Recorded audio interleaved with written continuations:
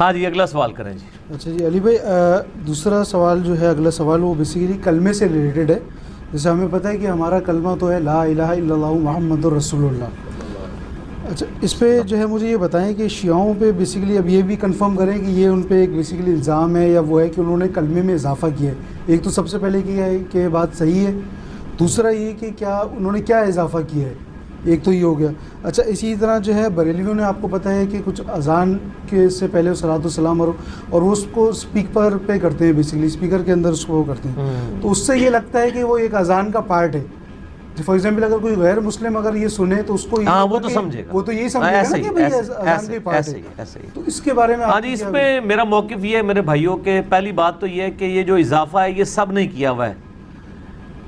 دین میں جو اچھی چیز کا اضافہ ہے وہ تو نہ کفر ہے نہ شرک ہے، زیادہ سے زیادہ بدعت ہے.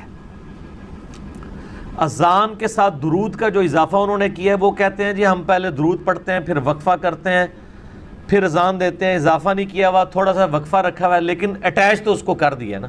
مسلم شریف میں حدیث ہے جو اذان کا جواب دے اس کے بعد درود پڑھے اور الوسیلہ والی دعا اللہ سے مانگے، میری شفاعت اس کے لیے حلال ہو جائے گی. بعد میں تو درود ضرور پڑھے. ٹھیک ہے جی. پہلے والا جو درود ہے وہ اذان کے ساتھ اس طریقے سے جوڑ کے، تو اس کی مخالفت تو خود غلام سعود سعیدی رحمہ اللہ تعالی جو پاکستان لیول کے محدث تھے بریلویوں کے اور علمی اعتبار سے میرے استاد بھی ہیں، انہوں نے تو باقاعدہ خود اس کے خلاف لکھا ہے. اور انہوں نے بڑا یعنی سخت الفاظ میں لکھا ہے شرح صحیح مسلم میں کہ حضرت بلال ہم سے زیادہ عاشق رسول تھے، وہ اذان سے پہلے وقفہ کر کے درود نہیں پڑھا کرتے تھے. تو آپ نے ایک چیز یعنی ایڈ کی، اور ان کی مسجد میں اذان سے پہلے درود نہیں ہوتا تھا، اذان کے بعد پڑھواتے تھے. وہ بھی کہتے تھے 4-5 دن کے بعد ایک اذان کے بعد. روٹین نہیں بنائی تھی. وہ کہتے ہیں منع کیا ہوا ہے کہ روٹین نہیں بنانی ہے، اس کو کوئی حصہ نہ سمجھ لے. اور 4-5 دن کے بعد اس لیے کہ ہم پہ کوئی وہابی ہونے کا فتویٰ نہ لگا دے. ظاہر ہے دونوں طرف بیلنس رکھنی پڑتی ہے نا، کیا کریں، آپ کس معاشرے میں رہ رہے ہیں. پتہ ان کو بھی تھا، انہوں نے لکھ دی ہے یہ بات شرح صحیح مسلم کے اندر. تو اسی طریقے سے جو کلمہ ہے، کلمہ تو شیعہ سنی کا ایک ہی ہے، اشہد ان لا الہ الا اللہ وحدہ لا شریک لہ واشہد ان محمدا عبدہ ورسولہ، یا اشہد ان لا الہ الا اللہ واشہد ان محمدا عبدہ ورسولہ، یا لا الہ الا اللہ محمد رسول. صرف ایک چھوٹا سا سوال پوچھنا تھا آپ سے کہ میں نے اس دن آپ کی لائیو سٹریم دیکھی تھی، اس میں ایک نوجوان کیا ہوا تھا، ٹھیک ہے، تو آپ نے اس کو کلمہ پڑھایا تھا، ٹھیک ہے، تو وہ کلمہ کافی لمبا تھا. تو میں صرف یہ پوچھنا چاہتا تھا کہ جب شروع میں اسلام آیا، نبی پاک نے جب لوگوں کو مسلمان کیا، اسلام پھیلا، تو اس ٹائم جو کلمہ پڑھایا جاتا تھا وہ یہی کلمہ ہوتا تھا یا پھر اس میں اضافہ ہوا ہوا ہے؟ بالکل. دعوت ذوی العشیرہ میں نبی کریم صلی اللہ علیہ وآلہ وسلم نے سب سے پہلے کس کو دعوت دی؟ پتہ آپ کو کس کو دعوت دی؟ پیغمبر صلی اللہ علیہ وآلہ وسلم. نہیں مجھے سب سے پہلے بنی عبد المطلب بنی ہاشم کو دعوت دی. وانذر عشیرتک الاقربین. ہاں، یہ کتاب تاریخ طبری وغیرہ میں ہے کہ جب نبی کریم صلی اللہ علیہ وآلہ وسلم نے دعوت کا آغاز کیا تو سب سے پہلے فرمایا کہ اپنے جو سب سے قریبی رشتہ دار ہیں ان کو بلاؤ. تو ان کو بلایا، بنی ہاشم کو بلایا. ہاں، اپنے ان کے بہت سارے چچاتے، 10-12 چچاتے ان کے بیٹے تھے وغیرہ، ان سب کو بلایا. تو وہ جب آئے تو ان کے لیے کھانا بنایا تھا، کھانا ان کو کھلایا. اس کے بعد فرمایا کہ اللہ نے مجھے بہترین خیر دنیا خیر آخرت کے ساتھ بھیجا ہے. آپ میں سے کون ہے جو میری تصدیق کرے اور میرا ساتھ دے؟ جو میرا تصدیق کرے گا، میرا ساتھ دے گا، وہ میرا وصی ہوگا، میرا جانشین ہوگا. تو کسی نے کچھ نہیں کہا. ابو جہل نے مذاق اڑا کے اس طرح سے نکل گئے. 2 دن 3 دن اسی طرح، اگلے دن بھی ان کو بلایا، ابو جہل نے مذاق اڑایا، بات نہیں ہو پائی. تیسرے دن بھلے، اور ہر دن امیر المؤمنین علیہ الصلوۃ والسلام، معاف کیجیے گا، ہر دن امیر المؤمنین علیہ السلام جواب دیتے کہ یا رسول اللہ میں ہوں، میں آپ کی تصدیق کرتا ہوں، میں آپ کے ساتھ دوں گا، میں آپ کا جان فدا رہوں گا. تو اب وہ ابو جہل جو ہے مذاق اڑاتا تھا. تیسرے دن پھر ان کو بلایا اور ہر دن معجزہ ہوتا تھا. یہ کافی مشہور واقعہ ہے. کھانا ان کو کھلاتے تھے، وہ کھانا اس دسترخوان سے کم نہیں ہوتا تھا، کچھ دسترخوان سے کچھ کھانا کم. وہ اتنے 10-12 آدمی ہوتے تھے، بہت بڑے تکڑے آدمی، بہت کھانا کھاتے تھے. دسترخوان سے ذرہ برابر کھانا، وہ جتنا کھاتے کم نہیں ہوتا تھا. تو ان کو ایسا معجزہ دکھاتے تھے. اس کے باوجود تیسرے دن جب انہوں نے کیا، پھر انہوں نے اپنے پیغام سنایا. تو پھر کہا کہ کون میرا ساتھ دے گا؟ تو امیر المؤمنین علیہ السلام نے پھر کہا کہ میں ساتھ دوں گا. تو رسول اللہ صلی اللہ علیہ وآلہ وسلم نے فرمایا کہ میں اللہ کی جانب سے رسول ہوں اور یہ میرے وصی ہیں، ان کی اطاعت کرو، ان کی بات سنو. تو اسی لیے انہوں نے مذاق اڑایا. انہوں نے مذاق اڑایا، جو ابو جہل تھا، مذاق اڑایا ابو طالب علیہ السلام کو کہ دیکھو تم کو کہہ رہا ہے کہ تم اپنے بیٹے کی بات سنو. تو یہ شروع سے رسول اللہ صلی اللہ علیہ وسلم حکم دیتے تھے. جی ہاں. اور شروع میں اسلام میں جو ہے نا، شروع اسلام میں بہت ساری باتیں وہ بتانے کا وقت نہیں تھا، لیکن اسی وقت سے شروع کیا تھا پیغمبر صلی اللہ علیہ وسلم. جی جناب مزید. نہیں، میں پوچھ رہا تھا کہ جو آپ نے تو کافی لمبا کلمہ پڑھایا تھا نا، تو وہ سارا کلمہ ہی تھا یا پھر وہ کلمے کے بعد مطلب کلمہ ایک مخصوص کلمہ تھا، اس کے بعد پھر آگے سے آپ نے مطلب اس سے بتایا تھا کہ یہ چیزیں بھی تمہیں ماننی ہے؟ مطلب اس میں تھوڑا کنفیوژن ہے کہ وہ بہت ہی لمبا تھا نا. جی ہاں. تو وہ مطلب ساتھ میں آپ نے یہ بتایا تھا کہ یہ چیزیں تم نے ماننی ہے تو تم ایک شیعہ ہو گے نا، مطلب وہ تھا، یا پھر یہاں ایک محدود تھا کہ کلمہ یہاں تک ہے جیسا کیا تھا؟ وہ اس کا ڈفرنس کیا ہے؟ دیکھیں مختلف احادیث میں یہ ہیں کہ جو رسول پاک صلی اللہ علیہ وسلم کے اوصیاء کو نہیں مانتا، من مات ہے. یہ تو آپ کی کتب میں من مات ہے. بھلے میں مسلم نکالوں، ایک منٹ میں مسلم نکالوں.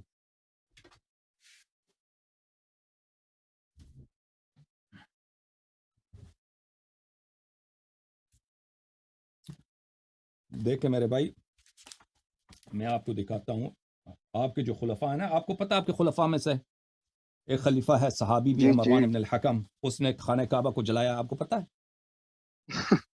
میرے وہ کوئی بہت چہیتے نہیں ہیں، میرے وہ کوئی وہ نہیں ہے. نہیں، مسلمانوں کے خلیفہ ہے نا، صحابی بھی ہیں. اس نے عبداللہ ابن زبیر نے اپنی خلافت بنائی تھی مکے میں، تو اس نے مکے کو منجنیق سے بھی مارا ہے خوب. اس کے بعد تسلی نہیں، اس کو آگ بھی لگایا. ٹھیک ہے نا، آپ کو پتہ. یہ تو میرا کوئی سوال ہی نہیں ہے، جو آپ کے بات بتا رہے ہیں. نہیں، میں وہ اس کا ربط آئے گا نا، اس کا ربط آئے گا. آپ کو پتہ ہے یا بولو نہیں پتہ نا؟ پتہ ہے یا پتہ نہیں ہے؟ نہیں پتہ ہے ان کا، مطلب وہ میرے کوئی چاہیتے نہیں ہے. میں ان کے لیے تو میں نہیں کہتا آپ کو چاہتے ہیں، میں نہیں کہتا، لیکن ان کا پتہ آپ کو پتہ ہونا چاہیے. جب جو میں آپ کو بتا اگر پتہ ہے تو ابھی جواب آئے گا. ٹھیک ہے نا؟ پتہ ہے. میں آپ کو ایک حدیث دکھانے لگا ہوں.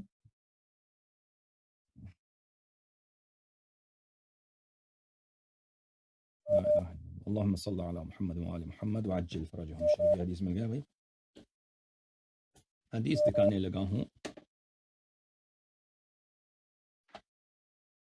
اچھا، حدیث یہ ہے عزیزو، حدیث یہ ہے کتاب مسلم میں. یہ کتاب ہے مسلم بن حجاج نیشابوری کی، چھاپ دار الفکر، جو سنہ 2010 میں دار الفکر بیروت میں چھپی ہے. یہاں پہ ملاحظہ فرمائیے صفحہ نمبر 942 میں. یہ حدیث ہے 4686 میں.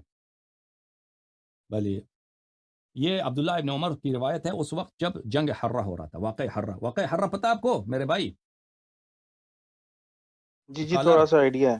اس میں پتہ ہے یزید نے مدینہ پہ چڑھائی کی تھی، مدینہ پہ حملہ کیا تھا. جی وہاں پر مسجد خانہ بین منبر اور قبر کے درمیان روضۃ من ریاض الجنہ، وہاں پہ ان کے اس کے گھوڑے آئے تھے. گھوڑے پہ پیشاب کیا تھا. وہاں پہ گوبر گوبر بولتے ہیں، وہ گھوڑے کا جو ڈنگ ہوتا ہے، انگلش میں ڈنگ بولتے ہیں. وہاں پہ اس کے گھوڑے نے کیا، اور کئی دن تک وہاں پہ نہ اذان ہوتی تھی مسجد نبی صلی اللہ علیہ وسلم میں، نہ نماز ہوتی تھی. ٹھیک ہے نا؟ اور بہت سارے وہاں پہ عورتوں کے ساتھ انہوں نے زیادتی کی تھی، یعنی زنا بالجبر، ریپ کیا تھا. اچھا، تو یہ وہ اس زمانے کی بات ہے. صحابہ کے کرتوت دیکھیے. اچھا، عبداللہ ابن عمر کے اس وقت یزید کے خلاف کون لڑ رہا تھا؟ مدینے والے انصار کی جانب سے عبداللہ ابن متیہ جو تھا وہ ان کا سربراہ تھا. تو اس کو منانے کے لیے کہ بھئی تم یزید کا انکار نہ کرو. من خلع یدا من طاعت لقی اللہ یوم القیامہ لا حجت لہ. جو اپنے امام کی طاعت نہیں کرتا وہ روز قیامت آئے گا، اس کی کوئی حجت نہیں ہوگی، یعنی جہنمی ہوگا. اور ومن مات، یعنی یہ حدیث رسول صلی اللہ علیہ وسلم سنا رہا ہے، من مات ولیس فی عنقہ بیعۃ مات میتۃ جاہلیہ. اور جو شخص مرتا ہے اس کے گردن پہ بیعت نہیں ہے، اپنے امام کا بیعت نہیں، وہ جاہلیت کی موت مرتا ہے. یہ کون کہہ رہا ہے؟ یہ عبداللہ ابن عمر کا حدیث نقل کر رہا ہے رسول صلی اللہ علیہ وسلم کی. اچھا، تو یہ کس کے لیے نقل کر رہا ہے؟ یزید کے لیے. ٹھیک ہے نا؟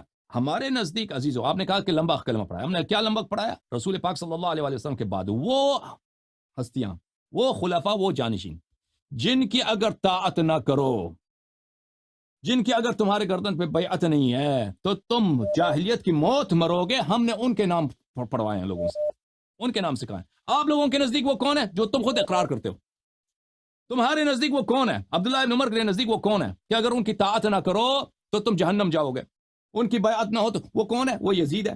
وہ اسی کی دولت میں کہہ رہا ہے، جس نے خود اسی ایام میں اس نے مسجد نبی صلی اللہ علیہ وآلہ وسلم میں اس نے گھوڑے دوڑائے، اس کے گھوڑوں نے پیشاب کیا ممبر کے ساتھ، اور اسی مدینے میں اس نے کیا کیا تھا، مدینے میں عورتوں کے ساتھ زیادتی کی، ہزاروں کی تعداد میں بچے ناجائز پیدا ہوئے تھے، اور اس کے بعد اس کی فوج گئی تھی مکے میں، اور مکے کا گھیراؤ کیا تھا، اور مکے پہ انہوں نے منجنیق سے خانہ کعبہ کو خراب کیا تھا۔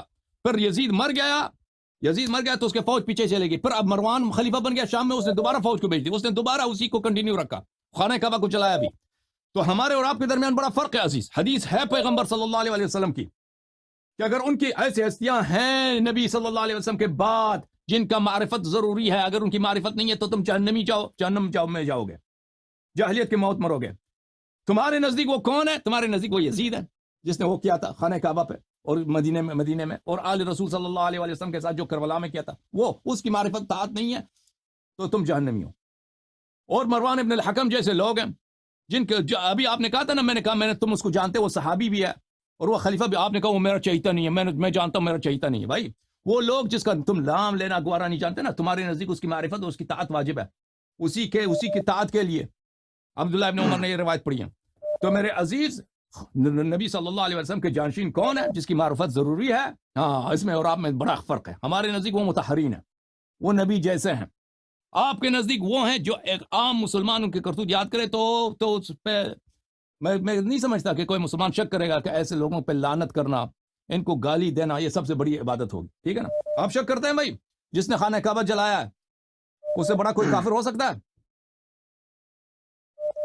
میری بات سنیں آپ، میں نے نہیں، یار ایک سوال کا جواب دے دو۔ جس نے خانہ کعبہ، میں تو لعنت بھیجتا ہوں یزید پہ، مجھے تو کیا ہے، میرا کوئی جس نے خانہ کعبہ جلایا ہے، میرا کوشچن یہ نہیں ہے۔ جس نے خانہ کعبہ جلایا اس کے کفر میں شک ہے یا شک نہیں ہے؟ میں آپ سے صرف میرے لیے اس کے کفر میں کوئی شک نہیں ہے، یہ والی بات کرتا ہوں یہاں پہ۔ میں کوشچن میرا یہ ہے، وہ آپ بخاری مسلم کا راوی ہے مروان ابن الحکم، اس سے میں تم آپ دین سے لیتے ہو، کوشچن کچھ اس اور سے تم توحید لیتے ہو، اس سے تم نماز لیتے ہو، وہی مروان ابن الحکم۔